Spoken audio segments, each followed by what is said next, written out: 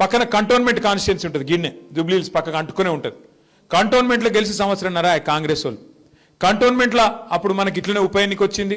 మన ఎమ్మెల్యే అమ్మాయి చనిపోయింది, లాస్యా నందిత. ఉప ఎన్నిక వచ్చింది.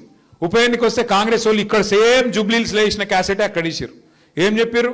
గెలవంగానే 1000 కోట్లు తెస్తాం, గెలవంగానే మీకు 6000 ఇండ్లు ఇస్తాం. ఇచ్చిర్రా ఒక ఇల్లన్నా? 1000 కోట్లు వచ్చినాయా కంటోన్మెంట్లో? మరి అమ్మకు అన్నం పెట్టినోడు చిన్నమ్మకు బంగారు గాజులు చేయిస్తాడా? అమ్మకు అన్నం పెట్టినోడు అని ఎందుకంటున్నా అంటే 64 మంది గెలిచిన వాళ్ళని చూసుకోడట, కానీ కొత్తగా ఇప్పుడు గెలిపిస్తే అభివృద్ధి చేస్తారట. ఏం అభివృద్ధి చేస్తావు?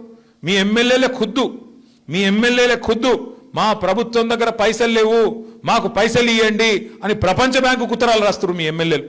ఎల్లారెడ్డి ఎమ్మెల్యే మదన్ మోహన్ ముఖ్యమంత్రి పైసలు ఇస్తలేడు, నువ్వన్న పైసలు ఇవ్వని చెప్పి వరల్డ్ బ్యాంక్ అధ్యక్షునికి ఉత్తరం రాసిండు. నువ్వు గెలిచిన ఎమ్మెల్యేలను చూసుకునే ముఖం లేదు, నీకు 64 మంది గెలిస్తే వాళ్ళ కాన్స్టిట్యున్సీలు డెవలప్మెంట్ చేసే ముఖం లేదు, నువ్వు ఇంకొకరిని గెలిపించేమో పొడుస్తావు. ఇతను అవుతుందా? నువ్వే చెప్పబడితే ఇంకోటి రేవంత్ రెడ్డి అభ్యర్థి ఏమో, ఇక్కడ పోటీ చేసే అభ్యర్థి ఏమో నేను రేవంత్ అన్న దగ్గర కూర్చుంటా, పైసలు తెస్తా. ఏడికెళ్ళి తెస్తావు? మీరు రేవంత్ అన్ననే బీదర్పులు అరుస్తుండ్రు రోజు. నన్ను ఢిల్లీలో కూడా కాంతలేడు, నేను పోతే దొంగ లెక్క చూస్తుర్రు, చెప్పులు ఎత్తుకపోతాడేమో, అపాయింట్మెంట్లు ఇస్తలేరు. మరి ఆయనకే దిక్కు లేకపోతే నీకేడికెళ్ళి చెప్తాడు? ఆలోచించరు మీరు.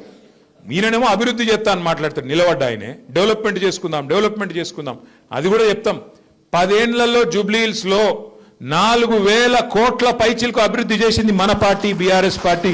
రేపో ఎల్లుండో లెక్కతో సహా చెప్తాం. మీరేం చేసిరో 2 ఏళ్లలో మీరు చెప్పురి. 2 ఏళ్లలో మీరు హైదరాబాద్లో ఏం చేసిండ్రు, తెలంగాణలో ఏ కాన్స్టిట్యున్సీకి ఎంత ఇచ్చిండ్రు, ఏ మనిషికి ఎంత ఇచ్చిండ్రు చెప్పండి దమ్ముంటే. అవేవి లేవు. ఇచ్చిన హామీలు మర్చిపోయినరు, 6 గ్యారెంటీలు మూలకు పెట్టినరు.